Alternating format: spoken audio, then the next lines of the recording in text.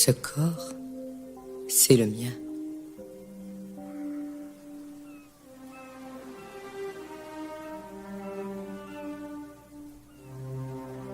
Le 27 décembre 1979, je suis restée au lit toute la journée. Quant à savoir si je dormais ou si j'étais dans le coma, c'est une question dont nous devions discuter un peu plus tard. Quand je commençais à avoir du mal à respirer, Maria! Mon mari, Klaus von Biolen, se décida enfin à faire ce que lui avait demandé ma femme de chambre toute la journée. Il appela un médecin. Le docteur Poltis. J'avais cessé de respirer. Mon cœur ne battait plus. J'étais certainement tombée dans un coma profond, dont je finis par sortir quelques heures plus tard. Le lendemain matin, j'avais totalement recouvré mes esprits. Il n'y a pas de raison de faire tous ces chichis. Je ne me suis jamais sentie aussi bien de toute ma vie. Ce premier coma fit naître un sentiment de peur chez Maria, ma femme de chambre, Alex, mon fils, et Alla, ma fille aînée, en même temps qu'il éveilla leurs soupçons à tous les trois. À partir de cet instant, et bien qu'ils ne m'aient jamais fait part de leurs doutes, ils restèrent vigilants à l'endroit de Klaus. Un an plus tard, juste un peu avant Noël, leurs craintes parurent tout à coup justifiées. Maman a déjà pris son petit déjeuner? Non, nous ne l'avons pas vu.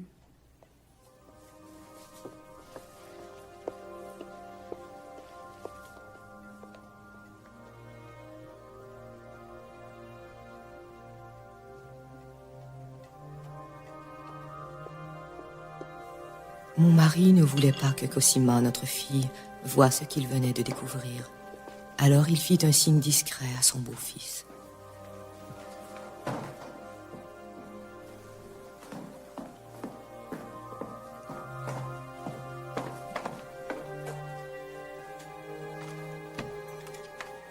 C'était le deuxième coma. Oh non! Mon pouls était à 38. La température de mon corps était tombée à 27. Il faut appeler une ambulance? Nicolas, voulez-vous demander à Robert d'ouvrir la grille? Nous attendons une ambulance. Bien, oui, madame. Oui. Merci. Envoyez une ambulance. Soyez tout de gentils. suite. Arrangez-vous. Oui, c'est Regardez, ça. madame, bien au chaud. En D'accord, attendant très bien, l'ambulance, ici. hein. Et sortez des couvertures. Enfin, tout ce que vous pourrez trouver. Toute cette agitation était inutile. Il va falloir un ECG. Je ne suis jamais sortie de ce dernier coma. Je ne m'éveillerai jamais.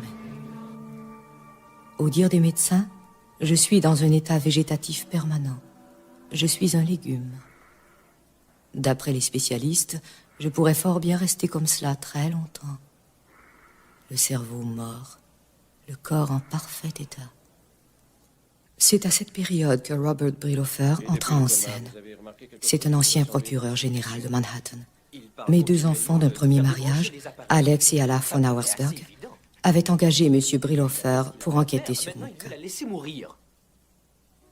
Il a demandé qu'on n'inscrive aucune tentative de réanimation dans son dossier. Ils ont envoyé Alex, accompagné d'un détective privé, à ma propriété de Newport, Clarendon Court, afin d'essayer de trouver des médicaments. Ils en ont trouvé une grande quantité dans le placard de Klaus. De plus, le laboratoire de l'hôpital a déclaré que mon taux d'insuline sanguin, lors de mon admission, était 14 fois plus élevé que la Qui prend normale. tout ça? Un taux qui ne pouvait sans doute avoir été provoqué que par injection. Une injection d'insuline peut en effet facilement provoquer un coma ou la mort. Le laboratoire a établi que cette aiguille immaculée portait des traces d'insuline. Alex avait hâte de s'en aller pour On en a assez. montrer ça à M. Brilhofer. Mes enfants croyaient désormais être en possession de l'arme du crime. Tout ce qui leur manquait, c'était le motif. Pendant ce temps-là, mon mari était en vacances avec sa maîtresse, une très belle actrice de feuilleton télévisé, Alexandra Iles. Madame Iles, qui était divorcée, se trouvait être la fille d'un vieil ami, le comte Billy Botsky. Monsieur Brilhofer découvrit également qu'à ma mort, Klaus, qui ne possédait en tout et pour tout qu'1 million de dollars, deviendrait l'héritier de 14 autres beaux petits millions. Alexandra certifia plus tard au tribunal que Klaus lui avait montré une étude officielle de mon testament. Se basant sur les preuves apportées par Alex, Alla et leur avocat, M. Brilhofer, le juge accusa formellement mon mari d'avoir par 2 fois tenté de m'assassiner à l'aide d'injections d'insuline. Le 16 mars 1982, il fut déclaré coupable en vertu de 2 chefs d'accusation. Même Alexandra Haas a témoigné contre lui à ce moment-là. Coupable. Pour le deuxième chef d'accusation, le prévenu est accusé de récidive sur la même personne le 21 décembre 1980. Votre verdict? Coupable. Vous allez pouvoir dire maintenant si Klaus von Bülow a essayé de faire renverser une décision injuste à son égard ou s'il a simplement essayé d'échapper à la justice. Je vous laisse juge.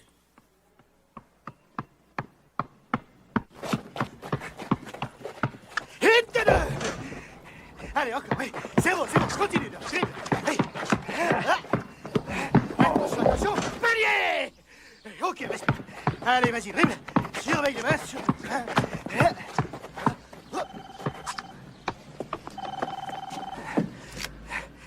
Et alors? Comment? Attends une seconde. Viens-en au fait. Oh, chérie!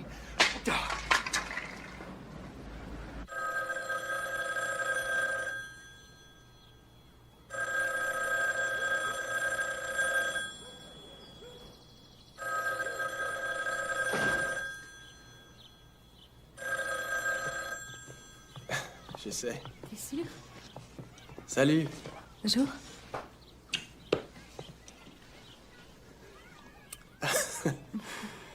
On recommence à 0, d'accord? Salut papa, tu te souviens de Maggie? Bonjour Maggie, ça va?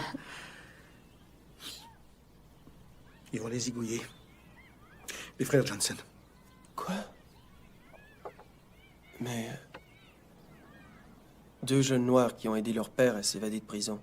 Le père a tiré sur 2 personnes et les fils sont inculpés de meurtre. Un avocat espère toujours tomber sur le client innocent. Je suis heureux, je finis par en décrocher 2. Eh ben, ils vont les faire griller, les pauvres. Pas d'autres possibilités La d'appel? Cour suprême, il n'y a plus rien après ça, mon vieux. Laisse tomber, c'est les journaux. Tu ne veux pas parler aux gentils journalistes? Institut psychiatrique d'Ershowitz? Oui, une seconde. Klaus von Bülow. Un reporter. Il a l'air d'être d'Angleterre. Vous travaillez pour quel journal? Si je peux même pas sauver 2 gosses innocents, il vaut mieux raccrocher les gants. Oui, ne quittez pas une seconde. Je t'assure, il se prend vraiment pour von Donne-moi Bülow. ça. Allô? Ici Alan Dershowitz, qui êtes-vous? Qu'est-ce que vous voulez?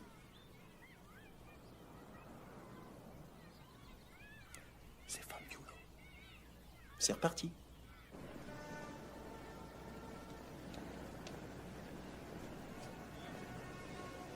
Oui, monsieur, quel appartement? Klaus von Bülow. L'ascenseur de gauche, je vous en prie, monsieur. Merci. Il y a quelqu'un?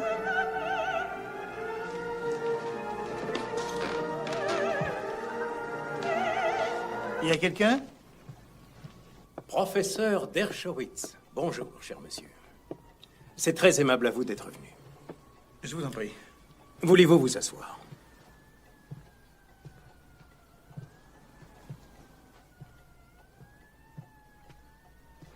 Est-ce que vous y jouez? Ah ça? Non. Beaucoup de gens croient que c'est un jeu de hasard. En fait, je dirais que c'est plutôt une question de nerfs.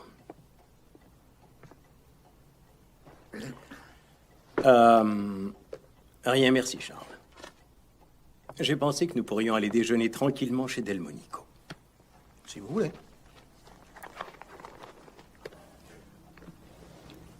Je me dois de vous dire que j'ai le plus grand respect pour l'intelligence et l'intégrité du peuple juif. Lorsque j'ai épousé Sonny, c'était de loin la plus ravissante divorcée au monde. Et l'une des plus riches. Malgré tout, nous n'avons jamais eu cette table. Professeur Dershowitz. Docteur von Bülow. 2 injections d'insuline et me voilà déjà docteur. En Amérique, la réputation compte plus que la distinction.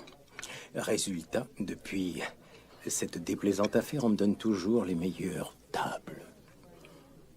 Parlant de choses déplaisantes, Ah oui, nous devrions aborder le sujet de vos honoraires. si vous voulez, c'est $300 de l'heure. Grand Dieu. Vous savez, j'ai déjà été avocat à Londres. Ça me semble un peu corsé quand même. C'est le tarif pour un cas semblable. Par ailleurs, je donne beaucoup de temps à l'aide juridique. C'est vous qui payez pour ça. En plus, je dois rétribuer des étudiants et des associés. Ce qui signifierait que si j'accepte de payer $300, vous consentez à vous occuper de mon cas. Non, pas encore, non. Ça ne me paraît pas être tout à fait mon genre de cause. Je ne suis pas la seule des clients. J'aime me bagarrer pour un enjeu constitutionnel ou moral. Mais je suis absolument innocent. Et mes droits civiques ont été ni plus ni moins bafoués, je vous le signale. J'ai 2 mômes noirs qui vont se retrouver sur la chaise électrique pour un crime qu'ils n'ont pas commis. Eux, ils sont innocents. Oui, mais avant de présumer de ma culpabilité, ne voulez-vous pas entendre mon histoire? Non. Ne jamais laisser un accusé s'expliquer, ça le mettrait dans une fâcheuse position. Que voulez-vous dire? S'il ment. Mais je vous donne ma parole de gentleman. Oh, oui.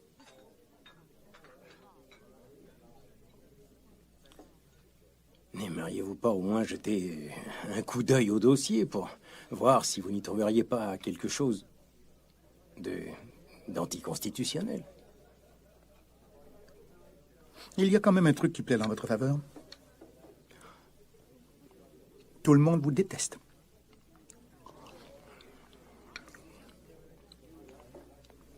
Eh bien, c'est déjà ça. Passe-lui le ballon. Ouais, ça c'est bon. Ouais, super. Tire. Ouais. Alors, qu'est-ce que t'en dis? C'est lui qui a fait ça, j'en suis sûr. Ben oui, ça c'est évident. Est-ce qu'on peut gagner? À 100 contre 1 que non. Il y a la bonne. La bonne a des preuves pour les deux communs. Elle lit ça. Regarde ça. Regarde ce qu'ils disent. Après avoir réalisé que Madame von Bülow ne s'était pas levée, qu'avez-vous fait? Je suis tout de suite descendu. Et Monsieur Von Bülow m'a dit que Madame avait un très gros mal de gorge. Prenez congé. Je n'ai donc pas eu à travailler de la journée. Et Madame est restée tout le temps au lit.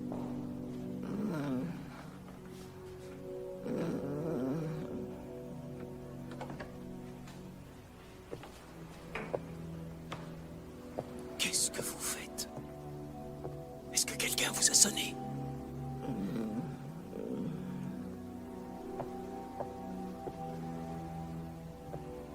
Mais elle est glacée. Madame Von Bülow. Laissez-la, voulez-vous. Elle dort, vous voyez bien. Elle a beaucoup bu hier soir. Nous n'avons que très peu dormi. Je suis sûre qu'elle ne dort pas. Elle est inconsciente. Il faut appeler tout de suite un docteur. Maria! Sortez.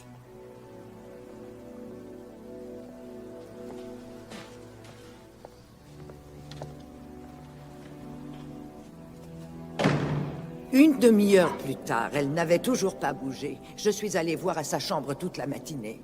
Un peu sous pression ces jours derniers. Finalement, vers le milieu de l'après-midi, Monsieur Von Bülow a parlé au docteur Pautis. Elle a son... Mais j'ai bien entendu qu'il lui avait menti. Oui, elle dort à présent. Mais elle s'est levée dans la matinée pour aller à la salle de bain. Et elle a bu une eau gazeuse. Je ne crois pas qu'il y ait lieu de s'alarmer, mais j'ai préféré vous appeler. Elle n'a jamais bougé de son lit. Elle ne s'est pas levée.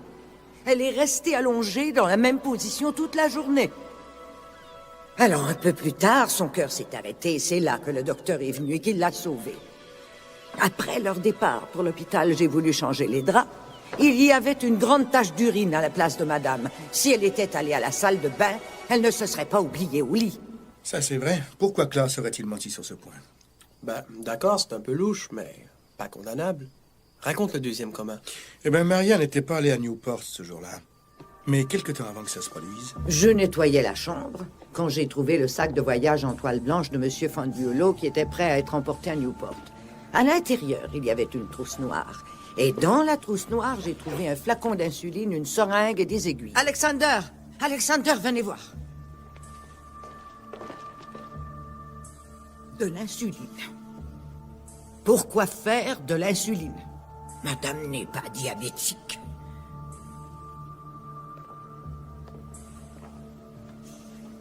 3 semaines plus tard, Sonny est étendue inconsciente sur le sol glacé de la salle de bain, la chemise de nuit remontée jusqu'à la taille. Si j'étais membre du jury, j'aurais dit qu'il est coupable. Alors tu acceptes de prendre la cause? Ça me rappelle mon rêve sur Hitler. Hitler me téléphone, il est vivant, il veut un avocat. Et je lui dis, d'accord, passez-moi. Ensuite, il faut que je décide. Je le défends ou je le tue? Toi? La question se pose pas. Je commence par le défendre. Ensuite, tu le Et tues. ensuite, je le tue. Oui, je te connais. Je suis un peu détraqué. J'ai besoin de quelqu'un qui a ton jugement, qui surveille mes agissements et qui, à l'occasion, me rappelle les principes de la loi. Quand est-ce que je pourrais voir les minutes? T'es un ancien procureur, conservateur. On n'est jamais d'accord tous les deux. Mais tu es plus intelligent que le procureur du Rhode Island. Si je réfute tes arguments, je gagne. Écoute, le Rhode Island est vraiment l'état le plus corrompu du pays. Tout marche avec la politique. Moi, je fonctionne pas comme ça, toi si. Il me faut une vue d'ensemble de l'affaire. Je ne peux pas me permettre de me plonger dans les faits sans les connaître dans les moindres détails. De tous mes anciens étudiants, il n'y en a pas un qui peut ingurgiter les renseignements aussi vite que vous. Je serais d'accord avec cette affirmation. Ah. Toi, ça va pas la tête. Je n'ai que 45 jours pour déposer ma requête. J'y arriverai jamais sans toi. Écoute, Sarah, je sais que tu ne veux pas revenir, C'est mais... strictement professionnel. Il vaut mieux. Formidable. En attendant, j'aimerais qu'on ait les gens les plus forts de notre côté, les experts les plus prestigieux. Des prix Nobel s'il le faut, alors jusqu'au bout. Certains de vos collègues de Harvard, peut-être. Hé, une seconde, Klaus. On a un léger problème, là, attention. Des gens comme ceux-là, on ne les contrôle pas. S'ils découvrent un seul fait incriminant, ils vont le crier au monde entier. Je n'ai pas peur, Alan. Qu'il soit scrupuleux, advienne que pourra. C'est ce que vous diriez si vous étiez innocent. Oui, je sais.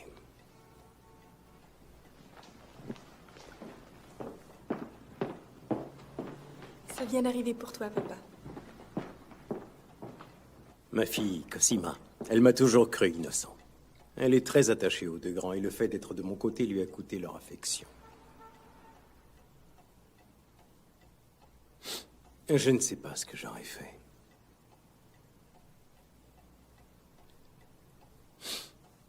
J'ai dit que je ne voulais pas entendre votre histoire, mais j'aurais besoin de certains renseignements, malgré tout. Bien entendu. Donc, si je comprends bien, malgré le démenti des deux aînés, Sonny avait un problème de médicaments et d'alcool. Le terme est, je dirais, encore faible. Alors, il y a forcément quelqu'un qui peut en témoigner, non? Une personne qui l'a vu, un ami... Des attestations par écrit? Oui, j'aimerais. J'en aurai. Vous en aurez. Il faut que vous sachiez que lorsqu'on me prescrivait des médicaments, c'est Sonny qui les consommait. Ça fait beaucoup de médicaments, ça. Mais les allégations au sujet de mon accoutumance aux seringues et aux injections sont tout à fait exactes.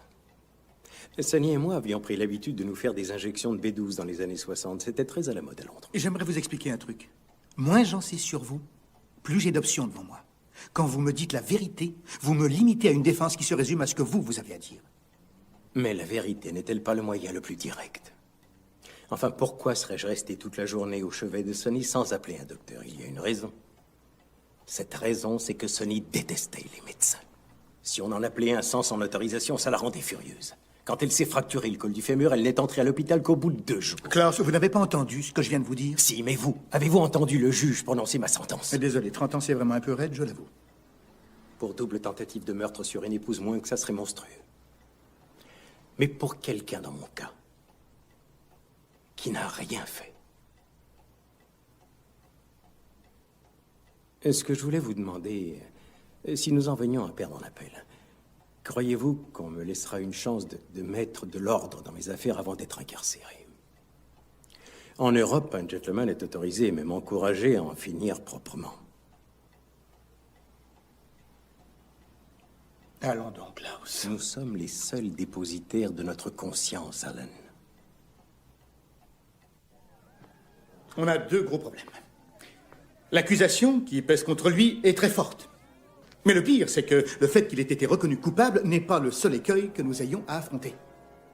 L'écueil le plus dangereux qu'il va nous falloir contourner, c'est l'absolue conviction qui règne parmi le public de la culpabilité de Klaus. Découvrir les motifs d'un renversement ne sera pas suffisant. Les juges de la Cour suprême du Rhode Island vont devoir aller retrouver leurs épouses le soir et leur expliquer pourquoi ils ont renversé le jugement. Pour en arriver là, on n'a pas le choix. Il faut qu'on démolisse d'un bout à l'autre et un par un chacun des éléments dont la cause est constituée. Il faut démolir les arguments médicaux et les témoins qui s'y rattachent pour que les juges n'aient plus aucun moyen de maintenir le verdict. Une victoire pleine et entière. Sinon, on se retrouve le cul dans l'eau. Bon. Je présume que vous avez tous eu quelques minutes pour jeter un coup d'œil à la transcription, les premières impressions. Oui, Minnie? Ça sent très mauvais, tout ça. Je trouve que Klaus von Bülow sent mauvais. Il est évident que ce type est coupable de quelque chose d'ignoble et que si nous le faisons libérer, nous devenons les complices de son crime. Nous lui donnons notre aval. Je suis désolée, ça me choque qu'avec votre réputation de défenseur des pauvres et des opprimés, vous ayez accepté cette cause.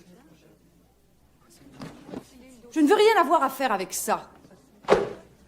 Et j'espère que mes camarades suivront mon exemple. Au revoir. Puis-je user de mon droit au premier amendement sur la liberté d'expression? Si les avocats ne défendaient que les clients innocents, il n'y aurait que 10 avocats de la défense dans tout le pays et aucun d'entre vous ne trouverait le job. Pourquoi aider les coupables à s'en tirer?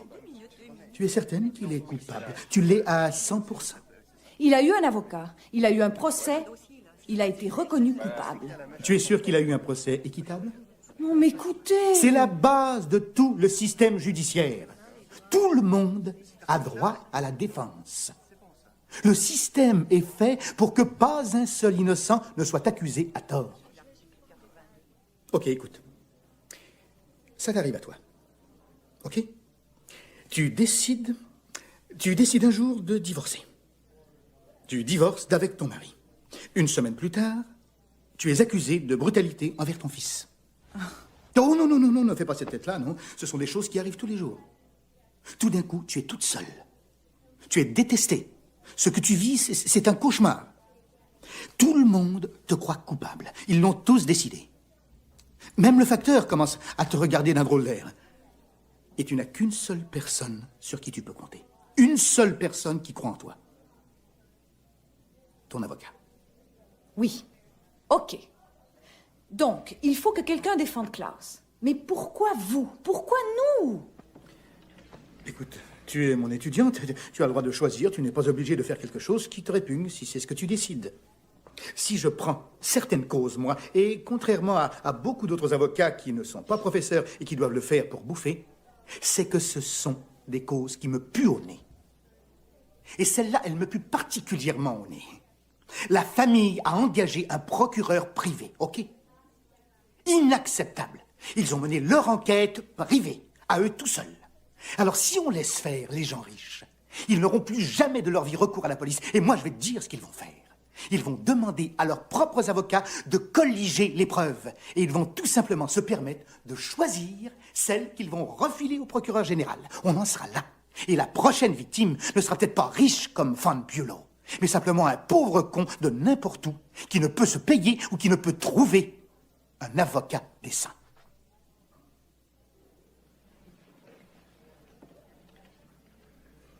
C'est le genre de situation qui dépasse largement nos simples scrupules d'ordre moral, je crois. Non? Je pense que von Bülow est coupable, moi aussi. Mais c'est ça qui est chouette. Enfin, il y a un défi là-dessous. Tiens, tu vois, lui, c'est un avocat. Quoi? Oui, d'accord, passez-le-moi. Un personnage assez peu savoureux du nom de David Marriott m'a contacté ce matin. Il prétend détenir des renseignements sur une livraison de drogue à Clarendon Court. D'accord. Où est-ce qu'il habite? Quelque part à Wickfield. Ok, on s'occupe de lui. Tom, j'aimerais que tu mettes un détective privé sur la piste d'un dénommé David Marriott qui devrait habiter à Wakefield. Ok. Comment on va gagner cette cause? Le juge a commis des erreurs, pas mal. Les juges en commettent souvent, c'est pas nouveau, ça. Comment on va gagner? Moi, en tout cas, il y a une chose qui me paraît évidente. Ce Brillofer, cet avocat ex-procureur, il a interrogé Alex, Maria, tout le monde. Il a été le premier à entendre leur histoire. Il a pris des notes et il s'en est servi au procès contre un témoin de la défense. Mais la défense n'a jamais vu les notes en question. Le juge n'a pas permis qu'on les consulte. Ça constitue un motif suffisant, non? Le motif par excellence. Ok, voilà. Tu pourrais préparer une lettre à l'intention de Brillofer en lui demandant gentiment de nous envoyer ses notes. Ah oui, bien sûr, et il va nous les faxer tout de suite. Oui, sûrement. Ah, on pourrait gagner sur ce seul motif et il le sait. Toi, tu le sais, moi, je le sais. Je vais m'arranger pour qu'il le sache aussi. Bon. Nancy et Dobbs, Oui. Oui. vous allez vous attaquer au témoignage médical. Notre avocat conseil du Rhode Island Peter McIntosh, va analyser les recours que la Cour suprême nous offre. Ceux qui restent devraient commencer à disséquer les transcriptions, relever toutes les erreurs, tout ce qui sort de l'ordinaire. D'accord, mais n'oubliez pas que la plupart des causes se gagnent dans les bureaux, pas au tribunal. Minnie? Tu voudrais bien donner un coup de main à Sarah? Tu pourrais apprendre un tas de choses. Allez, Minnie. Accepte, quoi. Minnie! Allez. S'il te plaît. Dis oui. Évidemment, je ne fais pas confiance à ce David Marriott. Je le connais pas, ce type. Mais si lui, il connaissait Alex von T'es fou, Auersberg... quoi? Pour qui tu te prends? Pour Perry Mason? Laisse le détective le questionner, ce con. C'est prétentieux, c'est tout. Il est très peu professionnel. Mais c'est marrant. C'est des limaces, ces gars-là. Ils sont capables de n'importe quoi. Quoi? Il va me tuer? Tu le sais, je suis de Brooklyn.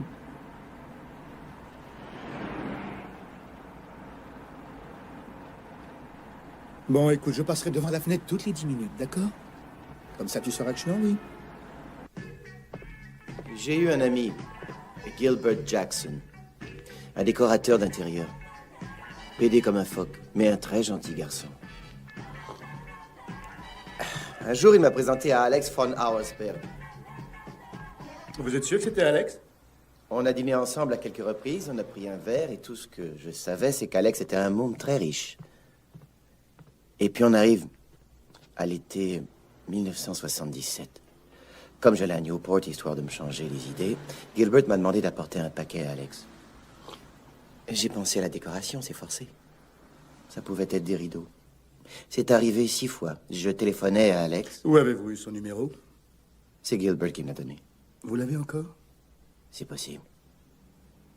Je suis du genre à garder.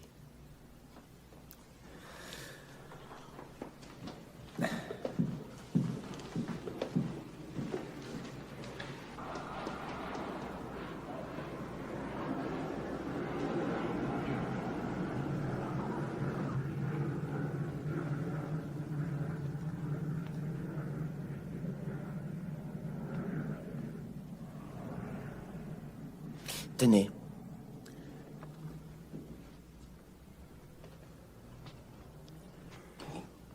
Un soir, j'ai été pris de curiosité. J'ai ouvert le paquet en douce. Une véritable pharmacie ambulante. Des aiguilles, des seringues, de la poudre blanche. Tout un choix de pilules, du Demerol. De quoi vous remonter.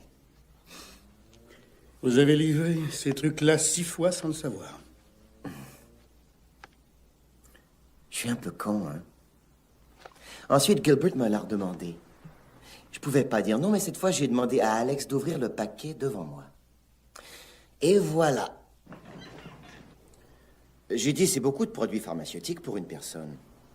Et il a répondu, oh, j'en refile aussi à ma mère pour qu'elle me foute la paix. Quelque temps plus tard, 2 types prennent la tête de Gilbert pour une balle molle. Et je vous jure qu'ils n'ont pas raté sa tête. Alex me téléphone complètement hystérique. Est-ce que les flics allaient trouver son téléphone chez l'autre et commencer à le faire chier avec un tas de trucs? Voilà, c'est l'histoire. Et elle est vraie. Vous êtes content? Vous faites joujou avec les trafiquants de drogue et les gays, vous avez un job à temps partiel qui vous permet de vous trimballer en limousine. Au fond, vous êtes probablement le témoin le moins impressionnant que j'ai entendu. Qu'est-ce qu'il y a? Je suis une petite salope. C'est ce que vous pensez. Allez vous faire foutre. Vous voulez un autre témoin pour corroborer? Je vous en trouverai un. Et peut-être qu'on se rencontrera un jour dans la rue, hein?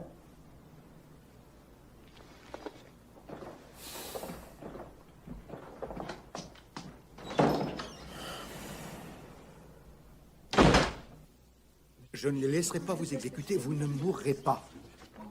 Écoute, Johnny, Johnny, ça sera plus facile pour moi si tu arrêtes de pleurer, d'accord? Oui, je sais, ton frère est hystérique, mais d'abord, il fixe tout le temps une date pour l'exécution et il la remet toujours à plus tard. On va continuer Il est à se super battre dans jusqu'à ces ce qu'on cas-là. gagne. Oui, c'est Ce vrai. qui est triste, c'est qu'il n'en garde pas un peu pour l'entourage. Mais qu'est-ce qu'il y a? Pourquoi tu me parles d'argent? Je t'ai pas En tout parlé cas, je suis d'argent, content de te moi. voir ici. Oublie ces histoires-là, tu veux? Ok. Dis bonjour à ton frère pour moi. Oui. D'accord.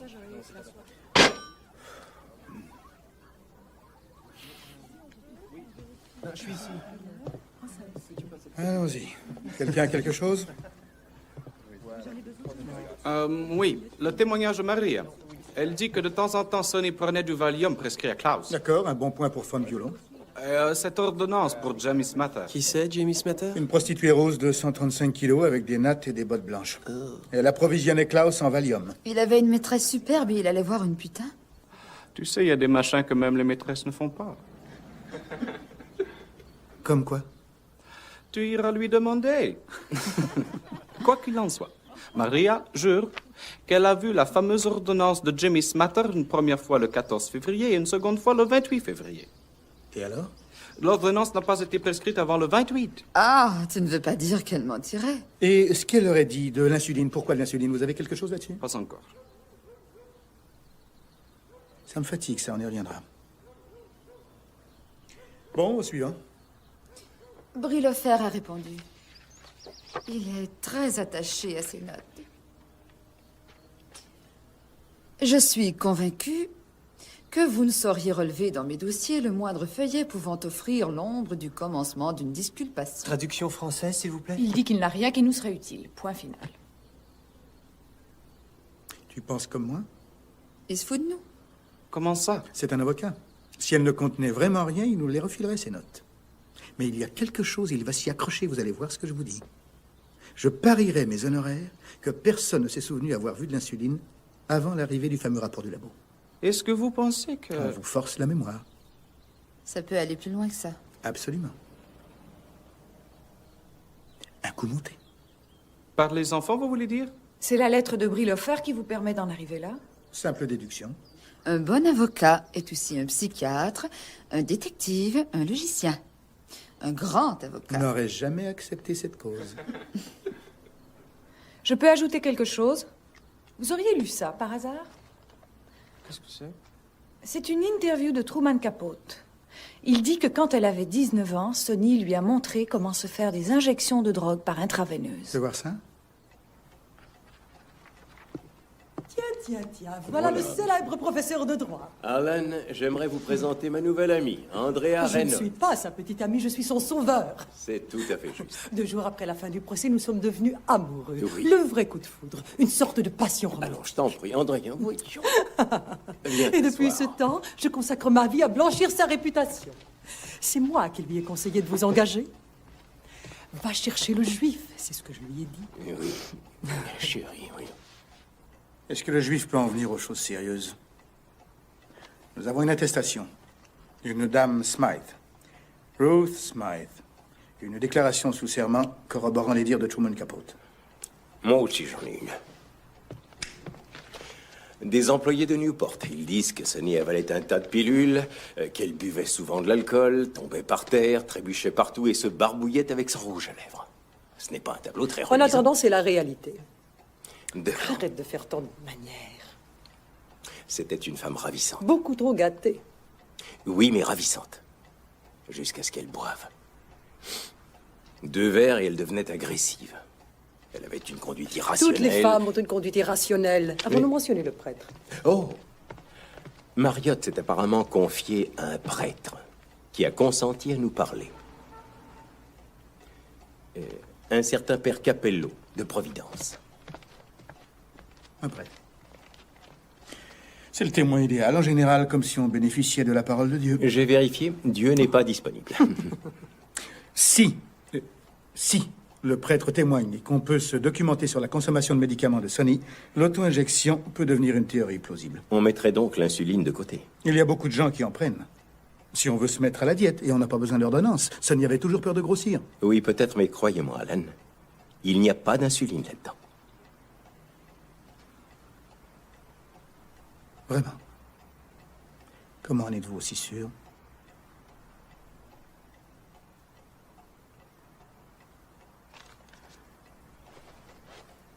Est-ce que vous êtes conscient que je cherche par tous les moyens des preuves susceptibles de vous exonérer de tout blâme, mais qu'à la fois je ne peux m'empêcher de me demander ce qui s'est réellement passé?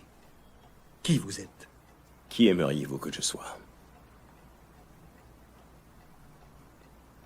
Votre mère est décédée. Comment est-ce arrivé? On pense que c'est le cœur, c'était ça le problème. Ah oui, en Angleterre, La rumeur veut que vous l'ayez tué. Non, mais dites donc, il y a longtemps qu'il y a prescription là-dessus. Qu'est-ce que vous nous racontez? On prétend aussi que j'aurais tué ma tante. Et que je suis un nécrophile qui aurait injecté de l'insuline à Sonny dans le but inavoué de me débarrasser d'elle. C'est d'un ridicule. Le décès de votre mère n'a été déclaré que 5 jours plus tard. C'est juste. Où étiez-vous pendant ce temps? Dans la maison. Là où se trouvait le corps?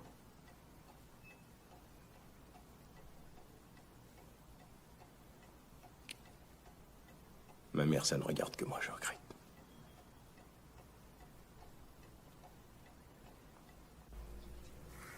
Est-ce que Klaus m'a rendue folle? Je ne le sais pas moi-même. Mais il est vrai que j'ingurgitais jusqu'à 24 laxatifs dans une seule journée, que je prenais des comprimés d'aspirine comme on prend un bonbon, que je fumais 3 paquets de cigarettes quotidiennement, que j'avais un problème d'alcool, que je prenais fréquemment du Valium et du Seconal, et que j'avalais beaucoup de sucreries, ce qui était très dangereux pour ma santé, puisque j'avais tendance à faire de l'hypoglycémie. Pour ce qui était de mon état intérieur,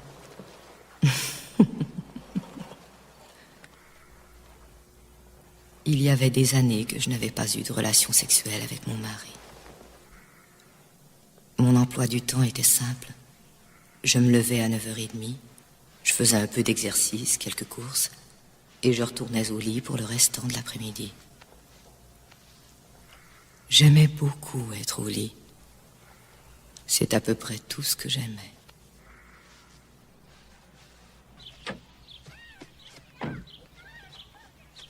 Attendez un peu, voulez-vous?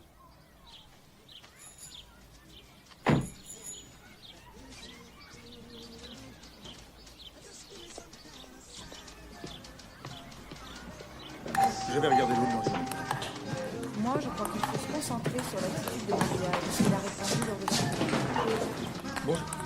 Bonjour, Alan. Bienvenue dans mon modeste cabinet. On le lui montre. Dans la cuisine, nous avons l'équipe de l'insuline sur l'aiguille. Ils sont en train de nous mijoter une surprise. Admets que ça peut se produire. Oui, mais il faut le prouver, mon vieux. Ah, ça, évidemment. Alors ici, c'est l'équipe des notes de side. Brilofer. Ah, monsieur Van Bulow. Où sont les serviettes en papier? Je vais le voir demain. Demande à Sarah. Sarah a déjà habité ici. Là, il a dû travailler toute la nuit.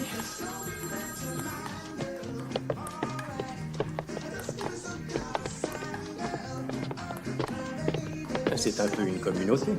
Vous faites ça pour chaque coup. C'est la première fois. On a 38 jours pour...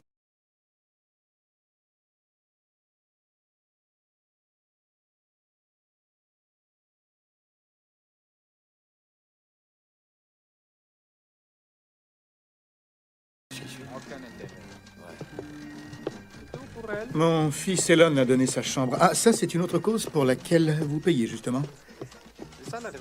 Et voici mon équipe. Que tu voudrais. Non, j'arrive pas à trouver cette merde de dossier. Bonjour, je suis Sarah. Une ravissante Sarah, ce qui ne gâte rien. Ça fonctionne encore, ce truc-là? Les compliments, ça marche, oui. Vous aimez la cuisine chinoise? Et qu'est-ce que vous offrez à une épouse qui a déjà tout?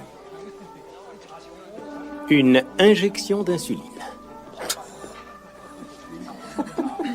Comment... Oh, mes crevettes. Comment appelle-t-on la peur de l'insuline? La claustrophobie. Ah, c'est bon. C'est ça, bon. Est-ce qu'il y aura autre chose que vous pourriez nous dire sur Alexandra Hiles? C'est vrai qu'elle vous avait fixé une échéance, Noël 79, pour que vous viviez ensemble? Et pas tout à fait, non. Mais elle savait que j'étais à la recherche d'un travail à plein temps. Je travaillais pour Jean-Paul Getty, à Londres. Et Alexandra présumait que lorsque vous trouveriez du travail, vous l'épouseriez, n'est-ce pas? Et elle le présumait, oui. Quand elle a témoigné, avez-vous senti qu'elle voulait que vous reveniez ensemble? Tout à fait, oui. En fait, au procès, elle a dit... Je l'aimais, oui, mais je ressentais encore au fond de moi de la colère. Et je regrette d'avoir agi comme je l'ai fait alors. Je l'aimais, mais j'éprouvais de la colère. Peut-être ne pourrez-vous répondre à cette question. Mais l'aimez-vous toujours? Je n'en sais rien. Ça veut dire oui, n'est-ce pas? Il semble bien. En fait, après le procès, elle m'a écrit une lettre qui était très explicite. Une lettre passionnée, je dois dire.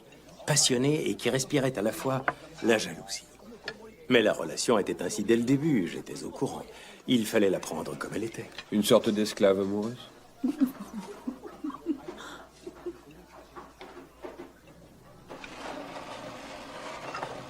Oh.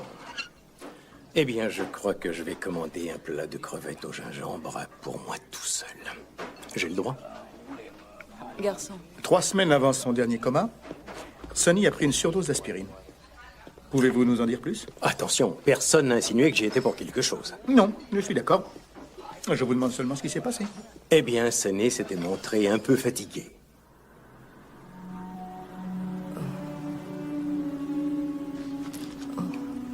Tu as quelque chose? Je suis juste un peu étourdi. Si tu es étourdi, ne va pas te promener.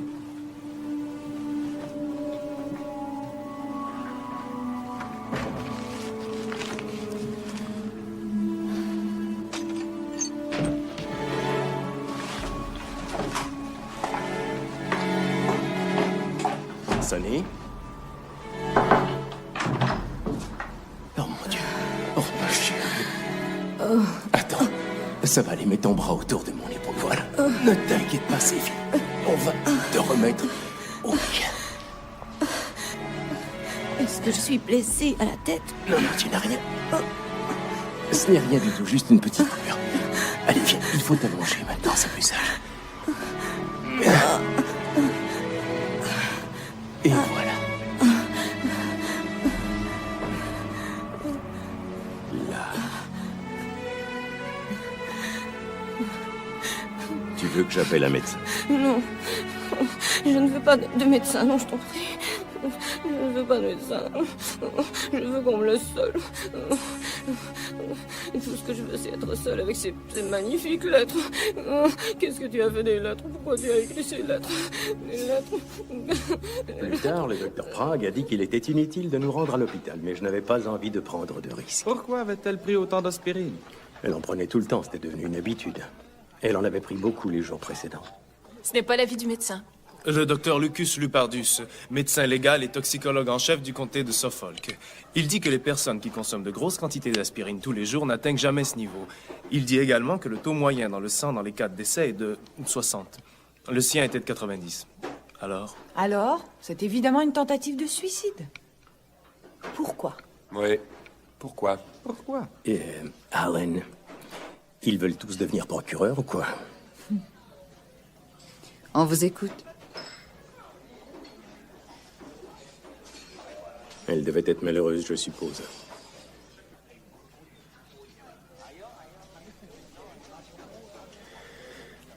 Si on s'arrêtait là et qu'on rentre à la maison, hein? On ne gagnera pas sur une question de procédure, d'après moi. Peter? J'ai lu toutes les causes des 7 dernières années où la Cour suprême du Rhode Island a renversé un jugement. Ils n'aiment pas édicter de nouvelles lois. Ils ont horreur des discussions sur les grandes questions légales. Quand ils renversent un jugement, le motif, c'est la procédure. Mais la raison semblerait être qu'ils éprouvent de sérieux doutes sur la culpabilité de l'accusé. D'accord. Tout le monde a compris? Vrai ou faux? Nous devons convaincre les juges que vous êtes innocent. Klaus, j'aimerais bien entendre votre version de l'affaire maintenant. Avec plaisir. Je me déclare innocent, ça a toujours été ma position.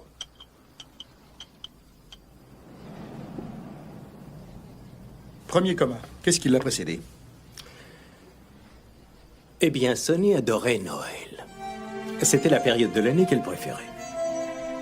Voyez-vous, ce que vous devez comprendre au sujet de Sonny, c'est qu'elle adorait offrir des cadeaux.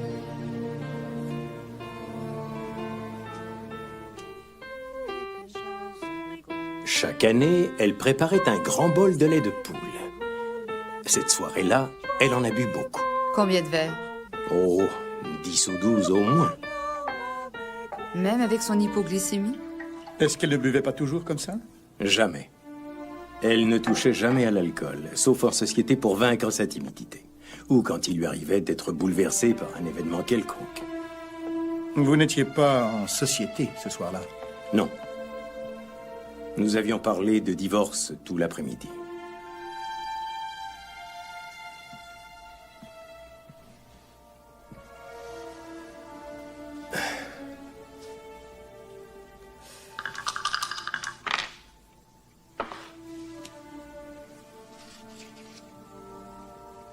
Toujours la même discussion à propos de ton travail.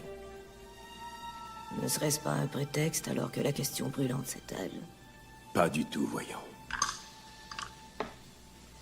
Je pense que je vais tout redécorer ici. C'est un vrai foutoir. Alors il était au courant pour Alexandra. Et oui. Comment savait-elle? Ah, je le lui avais dit l'été précédent.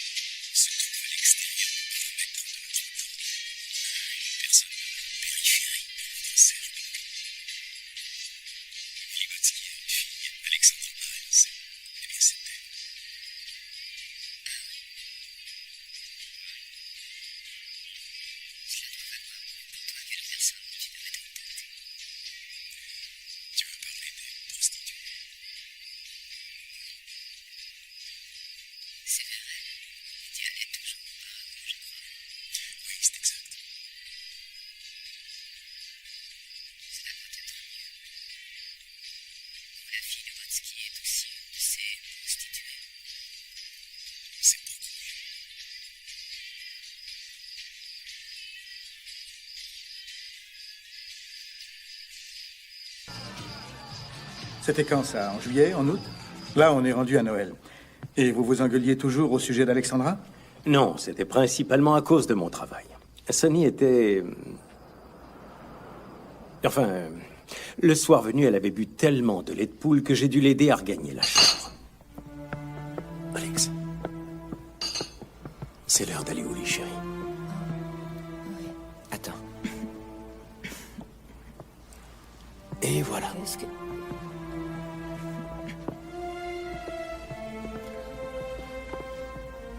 Ne me tiens pas le bras, s'il te plaît. Chérie, tu sais bien que quand tu es dans cet état, souviens-toi, le jour où tu t'es cassé le col du fémur. Oh, il y a plusieurs années de ça. Ça fait 2 ans, c'est tout.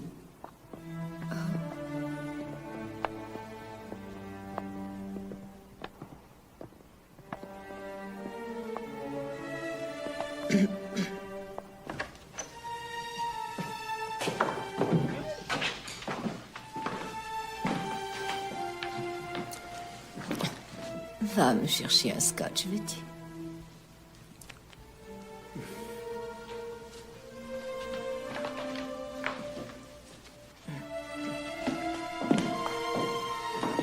Pourrais-je aller me soulager toute seule?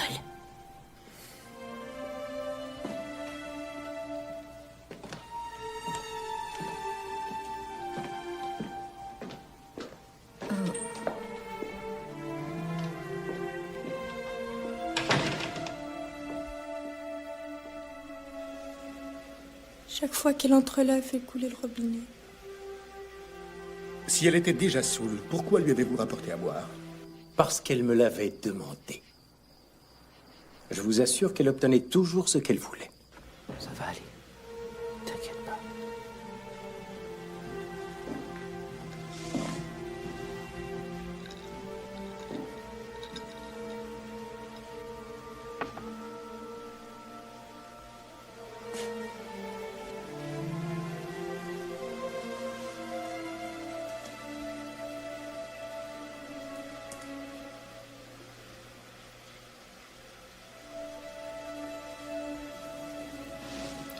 Bonne nuit, papa. Bonne nuit, ma chérie. Bonne nuit, Klaus. Bonne nuit, Alex.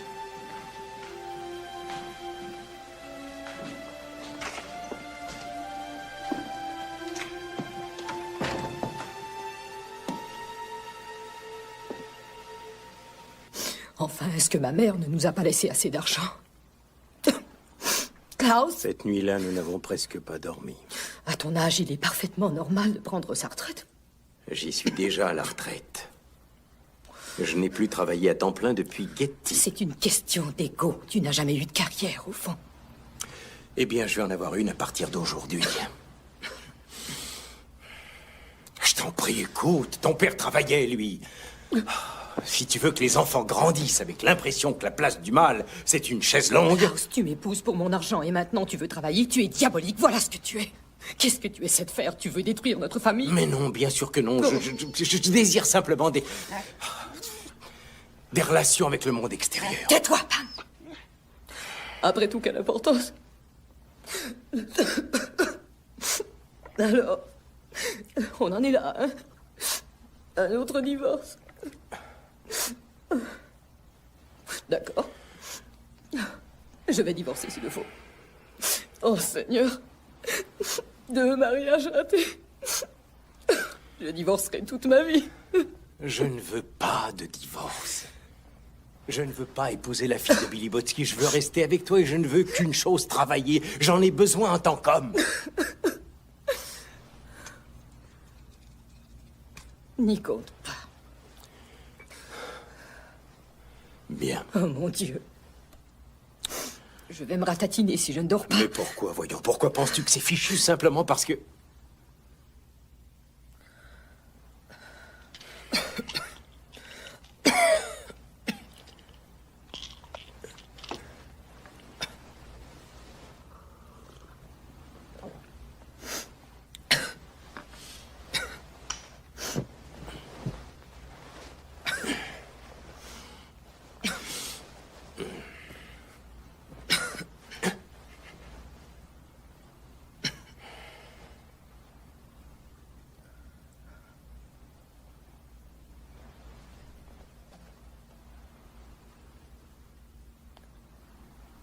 Bonne nuit, Klaus.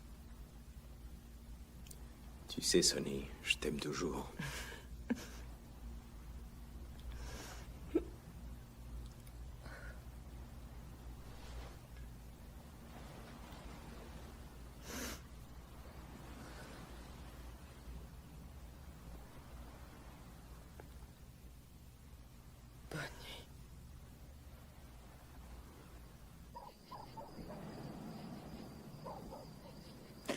Ok, et le lendemain? Eh bien...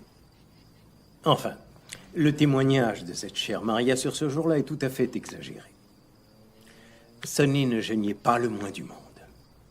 Bon, peut-être un petit ronflement à l'occasion, mais... Et d'après Maria, elle aurait secoué Sonny.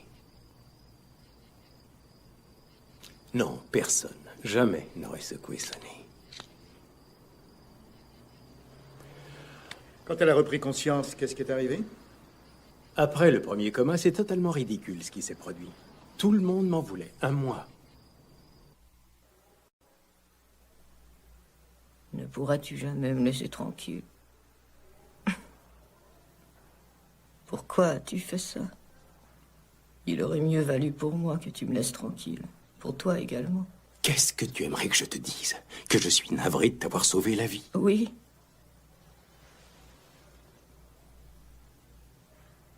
Dis-le.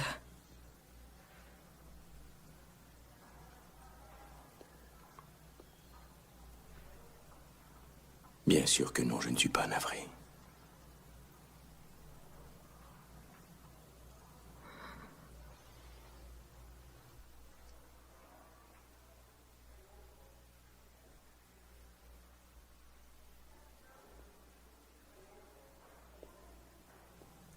Attends. Klaus? Qu'est-ce que je vais faire de moi?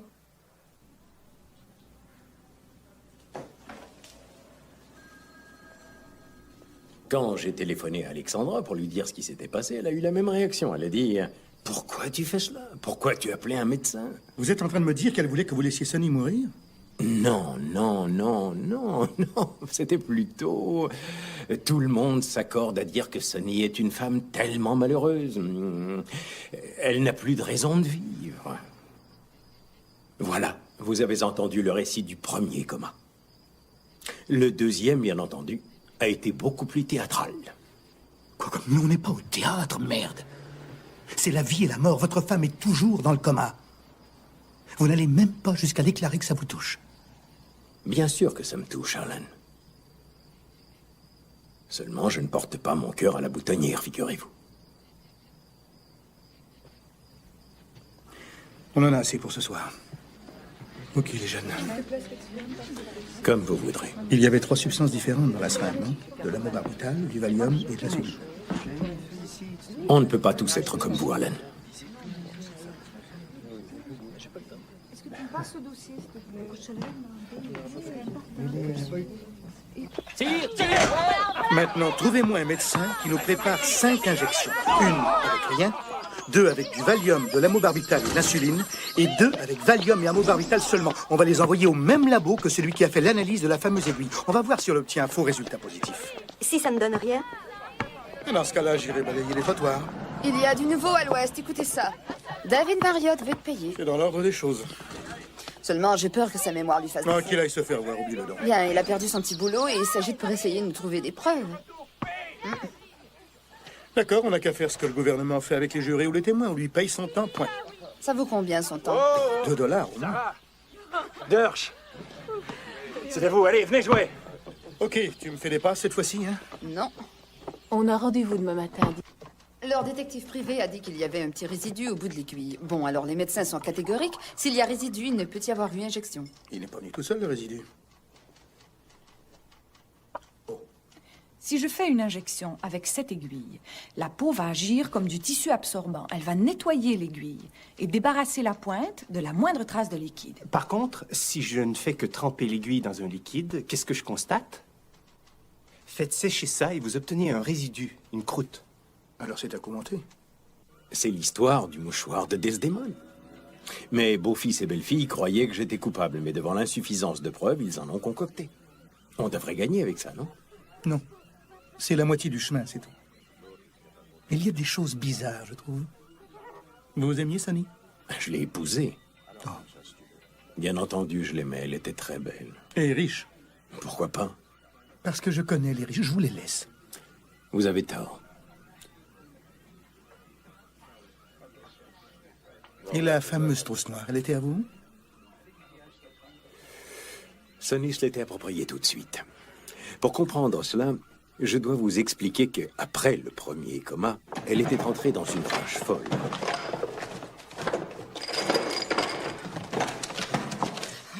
Où sont-elles? Tu les as prises? Je n'ai rien pris. De quoi parler? De mes pilules, imbécile heureux! Le Valium, le Séconal. Tu les as prises, avoue! Ma chère, il y a longtemps que je n'interviens plus, tu le sais. Mais alors qui? Mes enfants n'oseraient jamais. Oh. Non, je sais qui. Oui. Où vas-tu?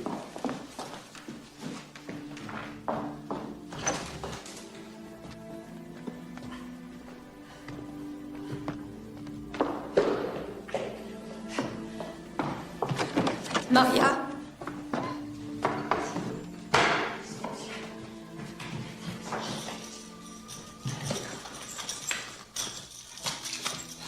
Elle a eu tôt fait de les retrouver. C'est ma très chère mère, bien entendu. C'est elle qui est derrière tout ça. Elle est de mèche avec Maria. Eh oui. Tout ça parce qu'elle avait l'usufruit de cette fortune avant que j'en hérite. Seulement, cela ne veut pas dire qu'elle est mon seigneur et maître. Bien sûr que non. C'est moi, ton seigneur et maître. C'est une blague.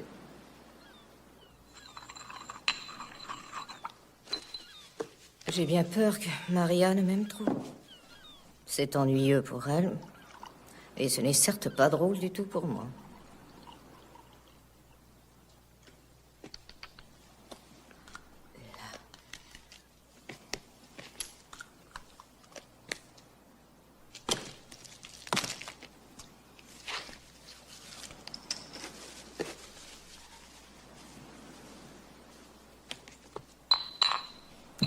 Voilà, nous verrons si cette vilaine Maria aura assez de nez pour trouver ça aussi.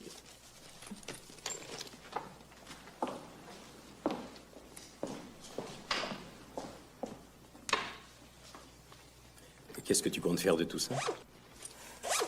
Je peux en faire ce que je veux. Je t'assure en tout cas que cela ne fera pas partie de mon legs. Curieux le choix de ce mot. Legs. En attendant, la partie adverse pense que vous avez préparé vous-même ces mélanges pour les injecter à Sonny. Enfin, franchement, cette histoire de goutte pour le nez est un peu tirée par les cheveux, non? Mais il faut toujours en revenir au comportement, Alan. Il est de notoriété publique que Sonny se droguait. Tout le monde le sait. Cette façon de se comporter en dissimulant ces substances dans du liquide afin que personne ne les trouve, c'est typique, c'est l'alcoolique qui achète des demi-litres de whisky et qui les cache un peu partout à travers la maison. Vous avez raison. Naturellement. Je pense d'ailleurs que vous avez toujours eu raison, non? Je n'ai jamais travaillé sur une affaire aussi dangereuse. Vous ne trouvez pas ça grisant? Non, pas du tout. J'enfreins toutes les règles dans cette cause, parce que la seule façon de gagner, c'est de proclamer votre innocence, et que je n'ai jamais fait ça pour personne. Et mon problème, c'est que je sais à qui j'ai affaire. Vous feriez n'importe quoi pour gagner. Mais vous aussi. Oui, mais vous ne croyez pas au système judiciaire. Vous voulez dire que j'aurais fabriqué des témoins? De fausses attestations? Non. Mais vous me sacrifieriez sans scrupule. Je vous en prie. Voyez-vous, plus je vous crois innocent, plus je deviens nerveux. Je suis dans une situation délicate, mon vieux. Votre culpabilité est sanctionnée et j'ai l'air d'un con. Ma réputation, ma crédibilité, ma carrière, tout est foutu. Vous en avez accepté le risque, non? Allez vous faire mettre. Vous faire mettre.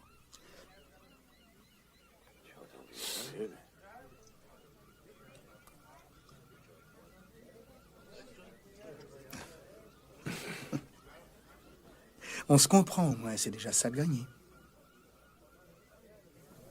Il est facile d'oublier que tout ceci me concerne. Moi qui suis allongée ici. Pour la plupart d'entre vous, mon seul nom signifie coma. Mon second mariage signifie tentative de meurtre. Tout ce qui s'est passé auparavant, tout ce qui est beau, n'existe pas aux yeux du grand public. Personne n'imagine combien j'ai aimé mes enfants. Regardez Cosima. Et Alex, bien sûr. Et Ala. Et personne certainement ne se préoccupe de Klaus, de ce qu'il était quand je suis tombée amoureuse de lui.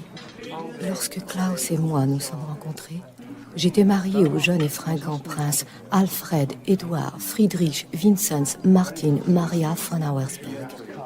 C'était en 1964. Ce premier mariage a duré 7 ans.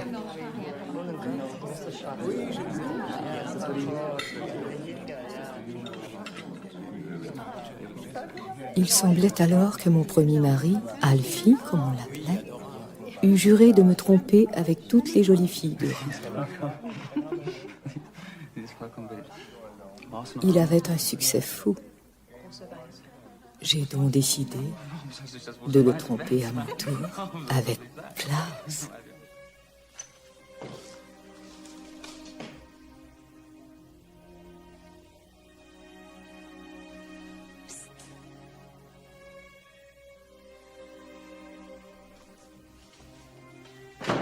Je l'ai beaucoup trompé. De beaux souvenirs.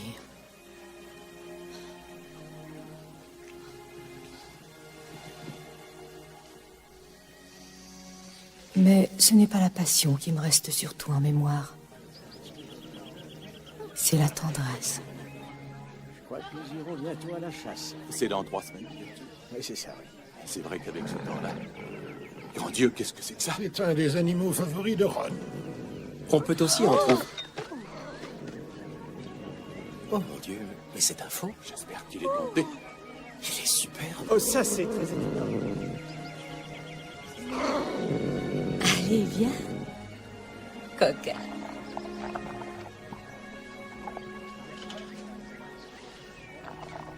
Tu avais faim. En général, je n'aime pas beaucoup les gens.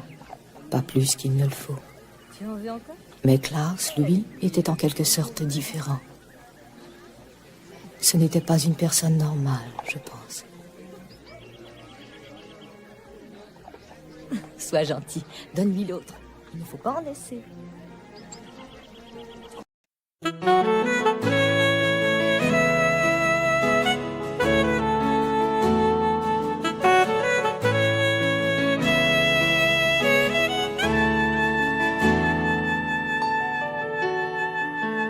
Já te amava, Com amor de pai, já te chamava, filho meu, voltes pra mim.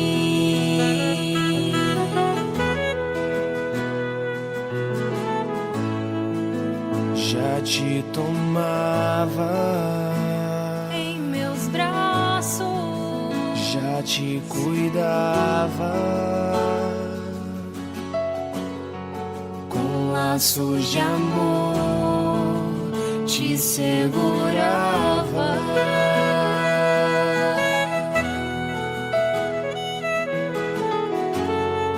Mas tu se afastou de mim, não compreendeu os meus cuidados e vive agora colher os frutos dos teus pecados.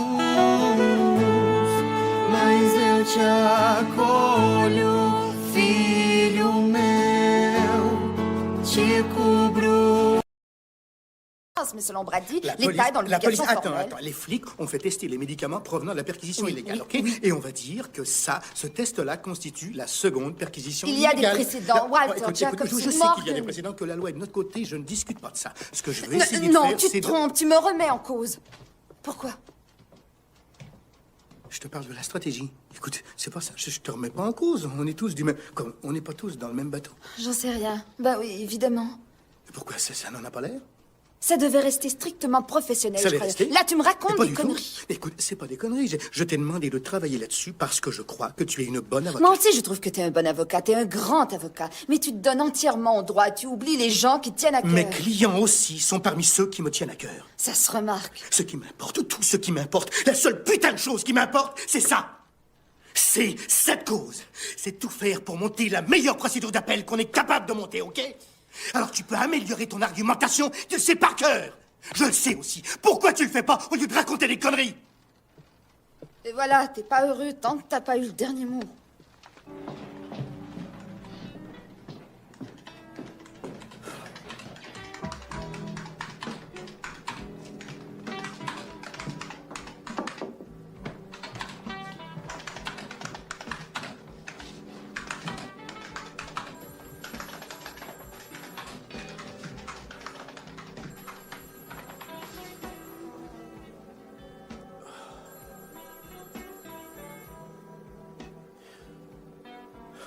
Quoi? Je suis sûr qu'on va perdre. Pourquoi tu crois que cette cause fascine tant les gens? Parce que tout homme, un jour, a l'impression que sa femme est en train de le rendre fou et qu'au fond de son cœur, il veut faire exactement ce dont Klaus est accusé. La tuer sournoisement, en silence, d'une façon qui ne laissera aucune trace. Klaus est un bouc émissaire, au fond. Il paye pour l'acte que nous sommes tous désireux de commettre. Alan, c'est un peu ridicule. Tu peux dire tout à fait.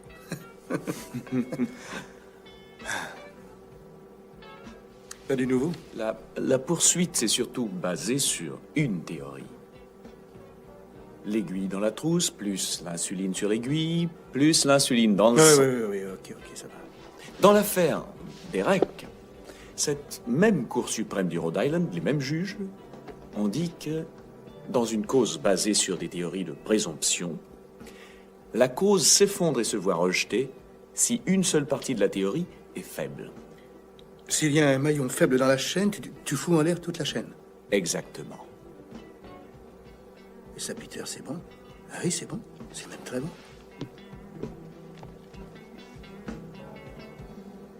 Excellent. Merci.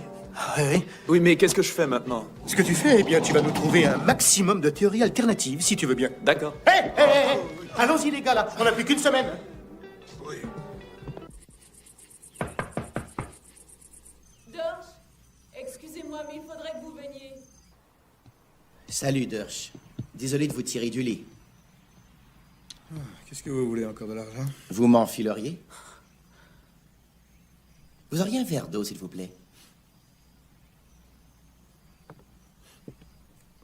Non.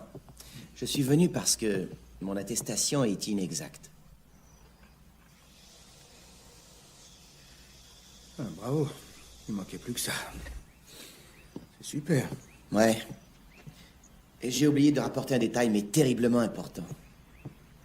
Vous vous rappelez que j'avais remis la drogue d'Alex à une femme à Clarendon Court? Oui, alors. Bah, cette vache-là, c'était nul autre que Sonny von Bülow. David, ça sent mauvais, très mauvais. Je pense que ça fait la 5e fois qu'on se rencontre, et subitement... Non, c'est pas subi. Je crois que je l'ai toujours su, mais je m'en suis convaincu en feuilletant un journal où il y avait sa photo. On ne peut pas l'utiliser si elle n'est pas véridique, votre attestation. Vous êtes sûr, cette fois-ci? Je vous le jure. J'hésite pas à jurer sur la tête de ma mère. Aux femmes. Insère le changement et fais-lui relire chaque mot de la feuille, tu veux? Je peux utiliser votre salle de toilette?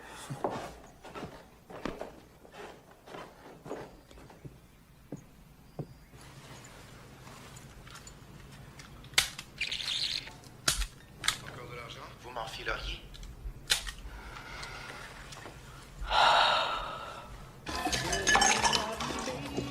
Si Klaus lui avait fait la piqûre, il aurait forcément jeté l'aiguille, pas vrai? Évidemment, s'il a jeté le reste de l'insuline.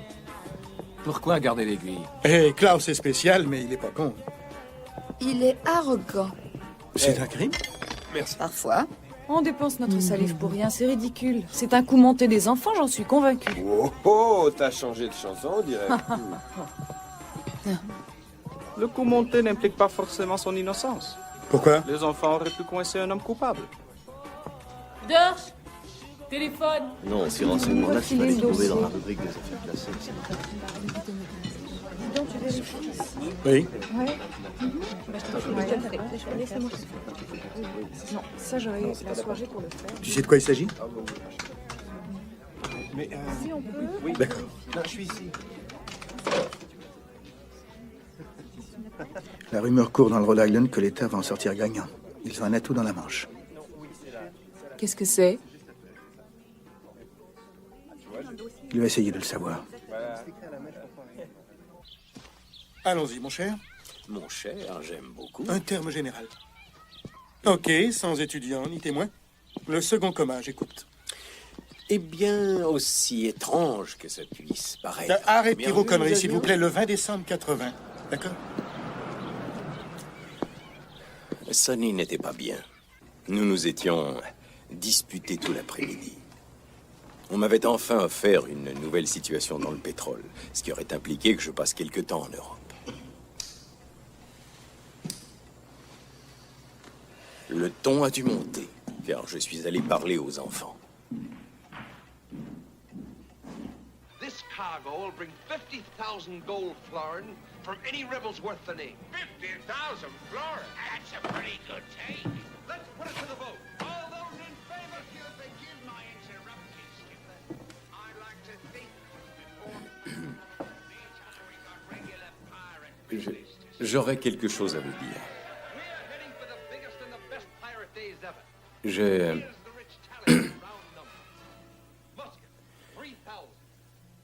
Je crains que... Je crains fort que maman et moi ne devions bientôt en arriver à nous séparer. Parce que mon travail est pour elle quelque chose d'intolérable. Oh, maman dit des choses comme ça. Mais elle ne le pense pas toujours. Et oui, mais cela fait déjà trop longtemps que ça dure.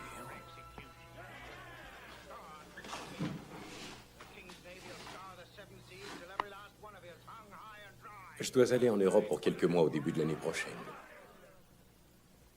Et cela pourrait bien nous conduire à une séparation. Ne t'en fais pas, il s'en remettra. Alex, lui, dit que c'est le lendemain que cette conversation a eu lieu. Mais y a-t-il, dites-moi, une chose plus absurde que d'annoncer son intention de divorcer avec une femme qui vient de tomber dans le coma? Non. Ce soir-là, tout paraissait normal. Enfin, autant que faire se peut. De toute façon, nous n'avions pas l'habitude de rigoler au repas. Malgré les avertissements répétés de son médecin en ce qui concernait les sucreries, la seule chose que Sonny a avalée, c'est une coupe glacée.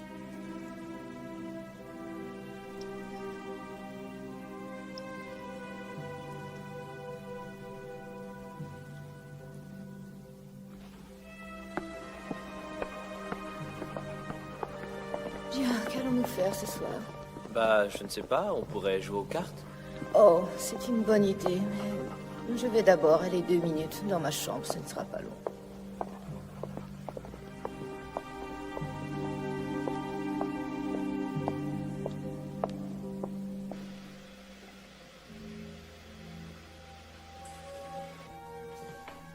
Au bout d'une heure, je suis venu les voir. Tu désires quelque chose, chérie?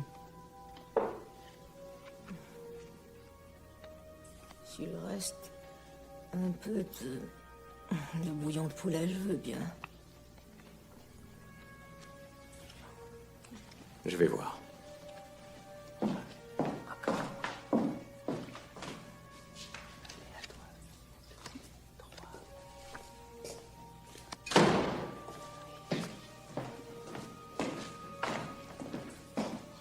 Et voilà, chérie.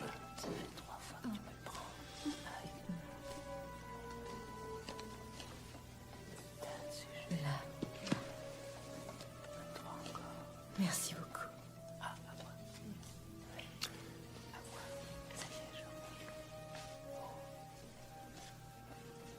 Et ton travail, ça va? Pas du tout, je suis perdu dans les chiffres. J'ai beaucoup de difficultés. Tu devrais téléphoner à ton amie Déborah. Mais nous sommes samedi, je doute qu'elle soit chez elle. Donc, ma chère, tu es d'accord, nous arrivons à un contron. Oui, c'est ça. Mais Déborah était chez elle, et nous avons bavardé un bon moment jusqu'à ce que... 2029. Klaus? Une seconde. Viens vite, maman a un malaise. Pardon, est-ce que je peux te rappeler demain? Merci. Sa voix est devenue très faible et elle a failli tomber, je l'ai retenue, mais...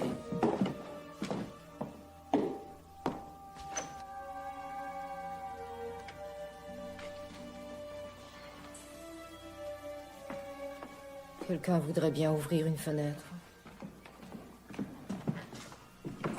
C'est rassurant, l'air frais, je trouve.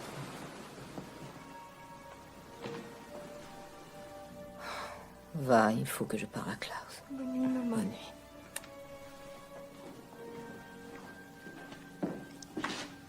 Bonne nuit, ma chérie. Bonne nuit, Alex. Bonsoir. Bonne nuit.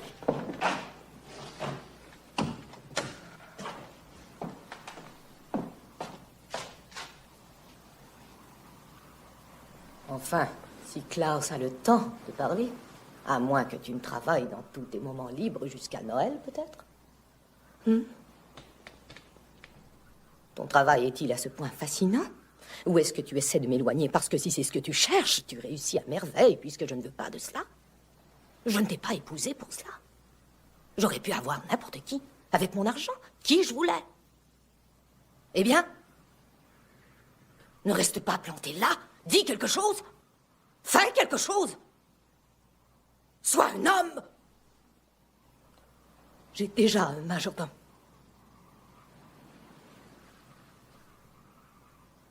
Je ne supporte pas ça. Fais quelque chose. C'est trop dur. Je ne supporte pas ça. Je t'en prie, c'est trop dur. Arrête, fais quelque chose. La même conversation que l'année précédente. Seulement cette fois-ci, avec encore plus de Tu venin. as toujours eu peur de moi. Ce n'est pas à cause de mon argent. C'est foncièrement parce que tu es lâche. Parce que ta piteuse masculinité est si fragile que tu ne supportes pas l'idée de la confrontation. Alors tu te sauves avec ta maîtresse, la botte. Bonne nuit.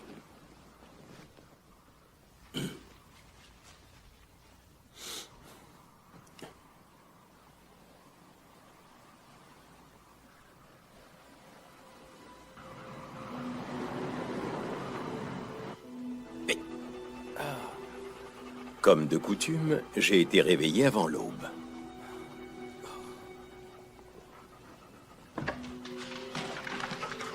Et sans déroger à mes habitudes, j'ai fait sortir les chiens. Je suis retourné à mon bureau en passant par la chambre, le plus silencieusement possible.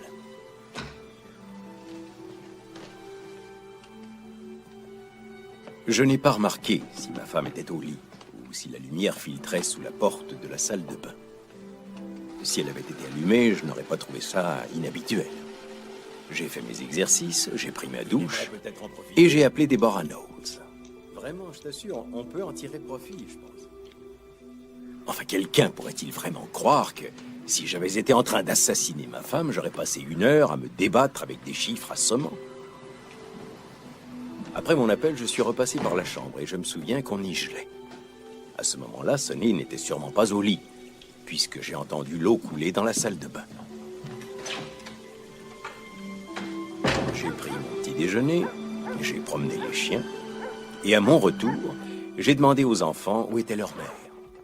Est-ce que maman a pris son petit déjeuner? Non, nous ne l'avons pas vu.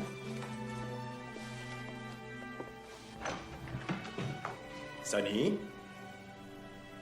Sa salle de bain, c'était son sanctuaire privé. Personne n'y entrait jamais. Sauf la femme de chambre, bien sûr, pour y faire le ménage. Elle y restait parfois pendant des heures, du moins c'est ce qu'il semblait. Derrière une porte fermée, on ne peut que supposer ce qui se passe. Sonny, tu es là? J'ai même hésité à frapper. Chérie?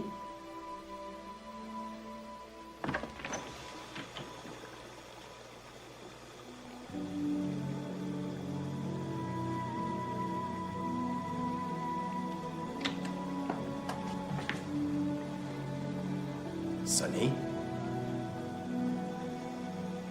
Oh mon Dieu. Après m'être assuré qu'elle respirait, je suis allé chercher Alex. Pourquoi vous n'avez pas appelé une ambulance? Eh bien, la panique, Alan, la panique. Enfin, j'avais besoin de parler à quelqu'un. Je ne sais pas pourquoi, je n'étais pas inquiet de sa respiration cette fois-là, comme l'année précédente. Enfin, je sais, rétrospectivement, c'est absurde, mais j'ai regardé sa lèvre supérieure. Il y avait du sang dessus. J'ai pensé qu'elle s'était cassée une dent. C'était la seule dimension de mon inquiétude. C'est ça. C'est vraiment la seule chose que je peux dire. Oui, mais est-ce que c'est la vérité? Bien entendu. Mais pas toute la vérité. Je ne connais pas toute la vérité. Je ne sais pas ce qui lui est arrivé cette nuit-là. J'aimerais ne pas vous croire. C'est dur d'avoir confiance en quelqu'un qu'on ne comprend pas, vous savez. Vous êtes vraiment curieux dans votre genre. Vous n'en avez pas la moindre idée.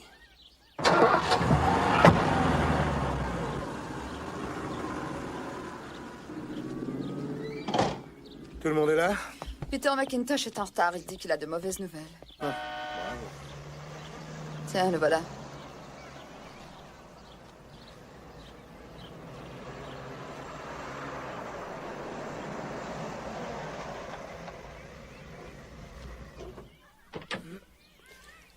Alors? J'ai fini par savoir ce que l'État retenait. Leur fameux atout en réserve. C'est vous. Moi? David Marriott a enregistré toutes les conversations que vous avez eues. Ah, merveilleux. Alors le bruit qui court, c'est que si on gagne notre cause, vous allez en prison. Mais qu'est-ce que j'ai dit? Chère corruption, j'ai un copain qui m'en a filé une copie. Je suis venu parce que mon attestation est inexacte. David, ça sent mauvais. Très mauvais. Est-ce que vous voulez encore de l'argent? Vous m'en refileriez? Oui. Ah non, mais attention, hein, c'est pas ce que j'ai dit, ça. C'est sur la bande, Alain. Je m'en fous que ça soit sur la bande, c'est pas ce que j'ai dit. Qu'est-ce qu'on fait? J'en sais rien.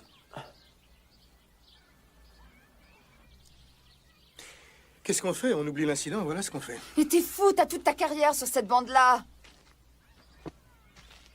Maintenant, je crois que Klaus est innocent. Alors, on joue franc jeu. Aucune astuce, aucune manœuvre. On fonde simplement le recours de manière directe et explicite sur l'innocence de Klaus. Non, ça ne fonctionne pas. Tout recours en appel est d'abord fondé sur l'erreur judiciaire. Il y en a une, le juge aurait dû rejeter la cause. Comment pouvez-vous dire qu'il y a insuffisance de preuves quand c'est un jury qui l'a condamné? Ça, c'est juste, bien sûr. Mais c'est justement ce que nous disons. Quand les règles du jeu ne fonctionnent pas, on les change. Red Auerbach a fait changer les règlements de la mise au jeu quand les Celtics sont devenus une équipe composée de gars plus c'est courageux. dangereux, Alan. Jack. Si les juges se sentent offensés, on risque de... Attendez une minute. La Cour suprême de l'État ne devrait même pas considérer un recours en appel fondé sur de nouvelles D'accord. preuves. C'est vrai, il a Ah non, non, attention, écoutez. C'est moi qui m'en occupe. OK? Vous me laissez faire, ça va? Je sais que vous êtes crevés. Mais il nous reste exactement 4 jours. Ce qu'on va faire maintenant va déterminer le résultat. Vous voulez gagner, oui ou non? Alan, quoi? On a trouvé un truc. On a tapé dans le mille. Nos aiguilles trempées dans l'amobarbitol et le Valium. Et pas dans l'insuline. Elles reviennent du labo avec des rapports erronés sur le taux d'insuline. Les deux? Une de 93, l'autre de 282. On a fait s'écrouler chacun des éléments de leur expertise médicale. Beau boulot, c'est du beau boulot. Bon, alors tout ce qui leur reste, c'est ma tête. Il y a un expert dans le montage des bandes magnétiques parmi vous? Ouais, c'est beau. Allez. À jump. Et pousse. Et surveille Jack. Eh merde! La défense! Vous faites quoi, la défense? Vous dormez? Allez. Qu'est-ce qu'il veut? Un beau ballon tout en haut? Ici, passe. Et il faut montrer ça. Ouais, c'est bon, une passe. Allez, Ici, passe. Il n'y a aucune chance. À moi, à gauche. Alors, Alan? Allez, hey. Fonce, Hélène. Qu'est-ce que tu fais? Passe. Ici, Alan. Une minute. Je l'ai, ça y est, je l'ai. Où est Rachid? En haut. Alan? Raj. Oui? Je l'ai. Ça y est. Tu te souviens de Maria? Tu te souviens de ce qu'elle a dit? De l'insuline? Pourquoi de l'insuline? Madame n'est pas diabétique. Elle dit bien madame. Sa patronne n'est pas diabétique. Donc la trousse, d'après elle, appartient à Sonny. Il y a un flacon et sa réaction instantanée. On ne parle pas de celle qui a pu être truquée. C'est que la trousse noire appartient à madame et non à Klaus. Est-ce que tu suis, mon... Elle le savait mieux que personne. C'est beau, écrit. Okay. Vous n'êtes pas le bon Dieu. Vous êtes un procureur. Et l'Alabama ne peut pas exécuter les jeunes Johnson avant que la Cour suprême le statue. Vous m'avez très bien compris, oui, c'est ça. T'as 2 heures, toi, pour aller au Rhode Island. Alors, il va falloir que tu fonces. Vous voulez que je commette un délit? Non, parce que si t'es arrêté, là, tu as de fortes chances d'être en retard. Je préfère vous le dire tout de suite, mon vieux. Si vous les liquidez, vous serez le prochain. Tu oublies ta mère. Tout ce qu'il y a de plus sérieux. Spectaculaire rebondissement dans l'affaire Von Bülow. Une plainte a été portée contre le professeur Dershowitz de la faculté de droit de Harvard pour corruption de témoins. Cette accusation a cependant été mise en doute par le procureur général du Rhode Island, qui a par ailleurs déclaré que l'enregistrement de David Marriott avait été truqué et que ce dernier n'était pas un témoin crédible. Mais qu'est-ce que ça veut dire, Alan? Qui est-ce qu'il paie? Bien malin qui pourra le dire. Ce sera tout, merci beaucoup. J'espère qu'ils ne penseront pas que c'est vous. C'est ridicule. Écoutez, voyons. moi je ne le crois pas, ok? Mais au restaurant chinois, vous avez éludé la grande question. Chuck, c'est Alexandra Hiles, c'est l'expert. La surdose d'aspirine de Sonny. Vous ne nous avez rien expliqué. Pourquoi elle en a pris autant? Elle avait la migraine? La migraine, en général, c'était Alexandra. Non? Allez, on vous écoute, Klaus. Alexandra était extrêmement rancunière. Le jour de la surdose d'aspirine de Sonny, elle m'avait renvoyé des petits cadeaux que je lui avais faits et mes lettres d'amour et des photos. Elle avait enveloppé le tout dans un sac en plastique. Est-ce que Sonny a vu ça? Elle était à la maison. Moi, non. Et Alexandra avait négligé d'inscrire mon nom sur le paquet, ce qui eût été normal. Je veux qu'on me laisse seule avec toutes ces belles lettres d'amour. Qu'est-ce que tu as fait des lettres? Pourquoi as-tu écrit ces lettres d'amour? Les lettres... Il y a une grosse différence entre le fait d'être tenu au courant d'une liaison et celui de recevoir des lettres d'amour que votre mari a écrites. Ce qui voudrait dire que Sonny était touché par votre liaison. Assez fortement, même. Pourquoi ne nous l'avez-vous pas dit? Tout devait être comme un plein jour. Prenez les meilleurs experts. Je n'ai pas peur de la vérité.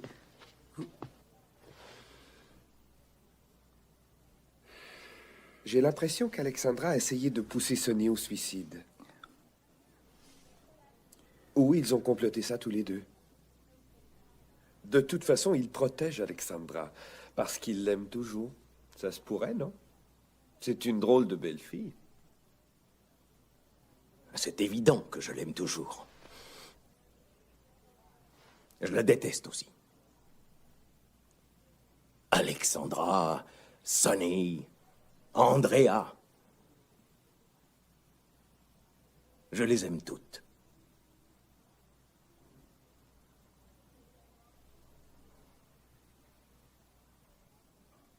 La position d'un être humain est très terre à terre. On est piégé. Le temps avance toujours dans une seule direction, vers l'avant. C'est bête et ennuyeux. Et ça aboutit souvent à des sottises. Par exemple, les voies légales.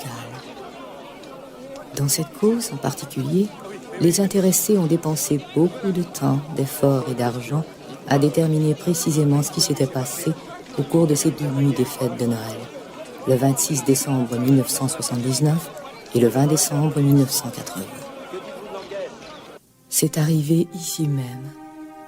Aujourd'hui encore, tout semble exactement pareil. Au toucher, à l'odorat.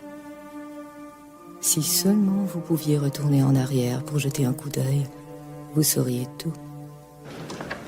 Et cette mascarade serait inutile. Veuillez vous lever. Oyez, oyez, toute personne devant débattre avec la Cour suprême qui tient séance ici même pour l'État du Rhode Island peut s'avancer, signifier sa présence. Mais que voulez-vous? Tout le monde aime le cirque. Veuillez vous asseoir.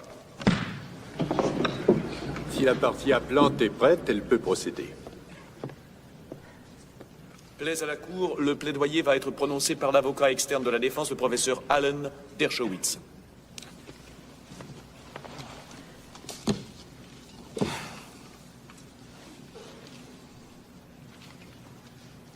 Votre honneur, vous n'aimez peut-être pas Klaus von Bülow. Vous pensez peut-être qu'il est coupable de quelque chose, mais je suis ici pour vous dire qu'il est innocent. Nos nouvelles preuves vont le démontrer, d'ailleurs. Vous savez qu'il n'existe aucun précédent vous permettant d'introduire de nouvelles preuves dans votre requête. Il en existe un, votre honneur. Et c'est vous qui l'avez créé. Le cas d'Erek. Dans le cas d'Erek, dans ce cas, vous avez écrit vous-même qu'une cause fondée sur une théorie de présomption plutôt que sur des faits ne peut tenir debout que si aucune autre théorie sensée n'est retenue. La seule façon de faire la démonstration d'une meilleure théorie est de la présenter.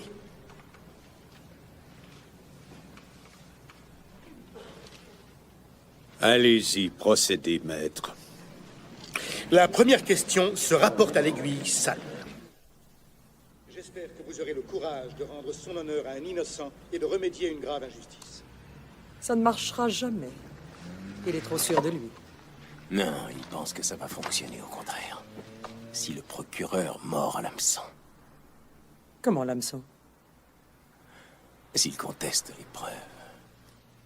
Votre honneur, l'introduction de nouvelles preuves en appel viole tous les principes de la jurisprudence, viole tous les statuts, tous les précédents, toutes les règles d'éthique. Vous savez que je ne suis pas venu ici pour discuter de la culpabilité de M. von Bülow.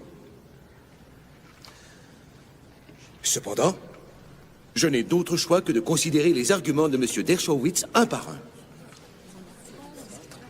Premièrement, la question des résidus sur l'aiguille.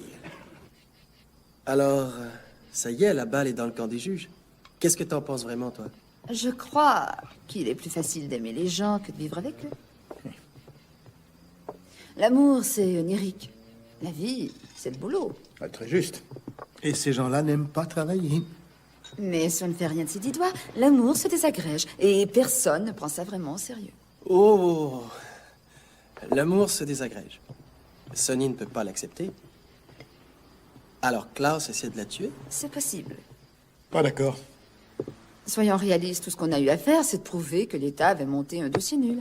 On n'a pas prouvé que Klaus était innocent. On ne le pouvait pas, on ne le réclamait pas, et ne l'est peut-être pas d'ailleurs. Quoi? Tu veux dire que tu crois? Je veux dire qu'il n'a pas injecté d'insuline à Sonny, non? Et après, décortique un peu, le premier coma, pas de problème. Même le médecin traitant a cru qu'il était causé par l'hypoglycémie, le cerveau manque d'air, on sait. D'accord, mais le deuxième coma, Klaus agit comme un coupable. Pourquoi se sentait-il comme ça? N'importe quel homme doit se sentir coupable si sa femme a envie de se suicider. Oui, d'accord, elle a peut-être avalé des barbituriques avec l'intention d'en finir, ça c'est vrai. Mais comment est-ce qu'elle s'est retrouvée étendue sur le sol de marbre gelé de la salle de bain avec la tête près de la cuvette des toilettes? J'ai une réponse à ça.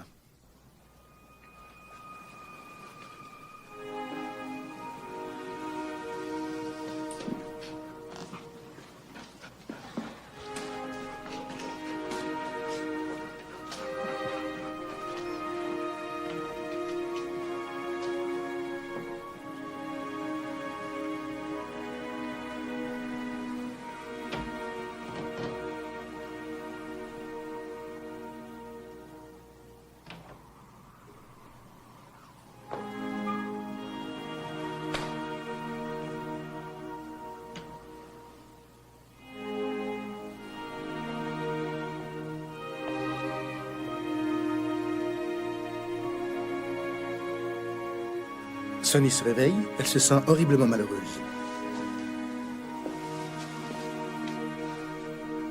Le second mariage est à l'eau. Les enfants quittent la maison. Pourquoi continuer à vivre?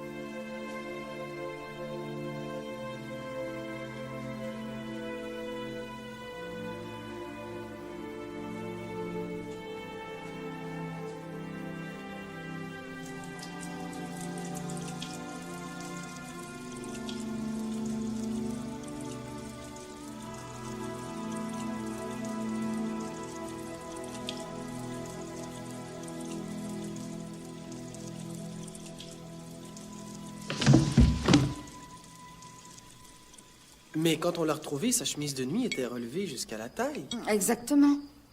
Comment ça se peut? Ok, disons qu'elle est devant le lavabo. Elle a besoin de faire pipi.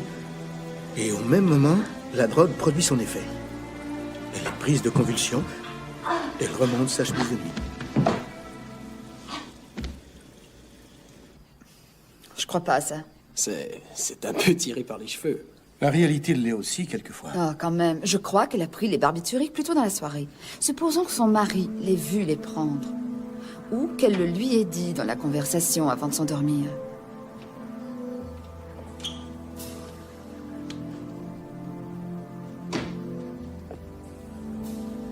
Cette fois-ci, il veut qu'elle réussisse.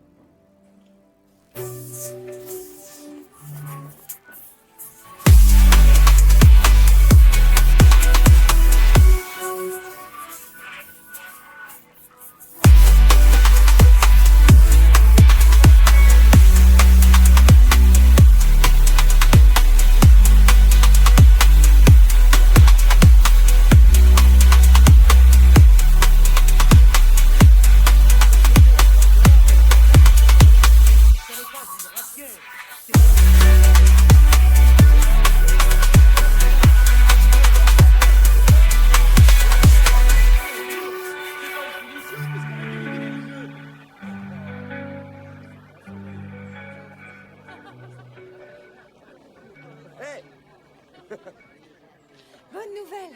Grande nouvelle. Super nouvelle. Ils ont rendu le verdict. Ils viennent de l'annoncer. 20 sur 20. Plate couture. Les motifs? Les notes de Brilhofer. Et cette thèse ridicule qui concernait la perquisition illégale. Le fédéral ou l'État? Les deux. Ça a de l'importance. Oui, si c'est fédéral, ils peuvent revenir en appel à la Cour suprême américaine, mais si c'est aussi le Rhode Island, ils peuvent pas. Allez, du calme, ça va du calme. Attendez de voir les notes de Brilhofer. On a foutu en l'air leurs preuves médicales, mais les témoins jouissent encore de beaucoup de crédibilité s'il y a second procès.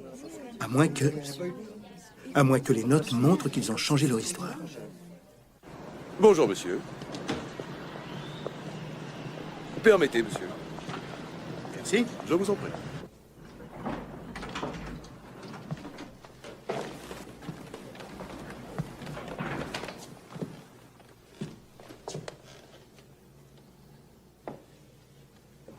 Vous avez les notes de Brilhofer? Oui. Alors? Ce n'est pas ce que nous espérions. Je le savais. C'est beaucoup mieux. Aucun d'entre eux n'a parlé d'insuline au cours du premier entretien avec Brilhofer. De plus, Maria lui a dit qu'à la Toussaint, quand elle a présumément vu l'insuline pour la première fois, elle ne pouvait même pas lire les étiquettes. Elles avaient été enlevées. En clair, qu'est-ce que ça veut dire? Ça veut dire qu'en cas de second procès, nous pourrions être raisonnablement confiants. La preuve médicale et les témoins qui s'y rattachent sont à présent très suspects. Oh, Dieu.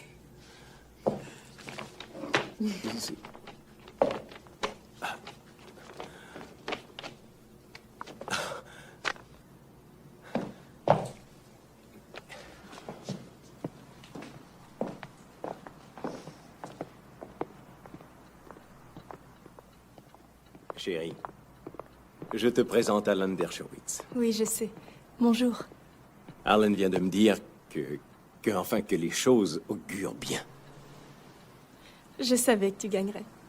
Merci. Oui, Alan, merci. Je vous serai éternellement reconnaissant. Et on va récupérer ton cautionnement, $1 million. Je sais que je vous suis encore redevable. Envoyez-moi vos honoraires, s'il vous plaît. Et peut-être que quand vous serez de passage à New York, nous pourrions nous rencontrer pour déjeuner. J'en serais très heureux. Une chose, Klaus. Légalement, c'est une victoire importante. Moralement, vous seul le savez.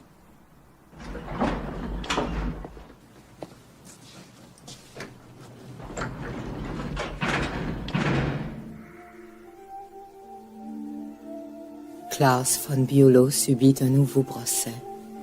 Il fut acquitté des 2 chefs d'accusation. C'est tout ce que vous aurez pu apprendre. Tout ce que l'on a pu vous raconter. Quand vous arriverez là où je suis, vous connaîtrez sans doute la suite.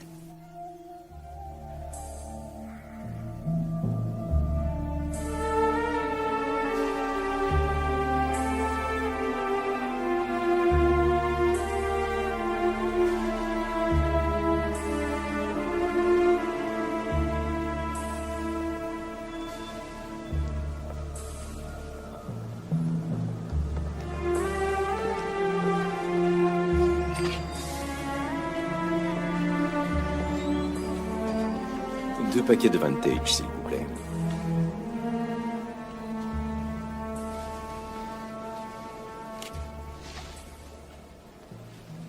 Autre chose? Et oui, une ampoule d'insuline.